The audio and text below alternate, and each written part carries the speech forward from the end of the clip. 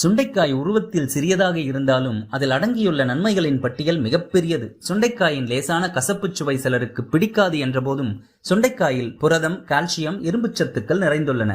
தேரையர் சித்தர் தனது பதார்த்த குண சிந்தாமணி நூலில் சுண்டைக்காய் வத்தல் சாப்பிடுவதால் ஏற்படும் நன்மைகள் பற்றி கூறியுள்ளார். அந்த பாடல்களின் பொருள்: சுண்டைக்காயை உண்டால் மார்புச் சளியினை போக்கும், கிருமிகளால் ஏற்படும் நோய்களை போக்கும், வாதசுரத்தின் உடல் வலியை போக்கும், பித்தத்தால் ஏற்பட்ட சுவையின்மையை போக்கும், மலக்கிருமி, வயிற்றுப்போக்கு, ஆசனத்துவார சீதக்கட்டு இவற்றை போக்கி பசியை உண்டாக்கும் என்கிறார் தேரையர்.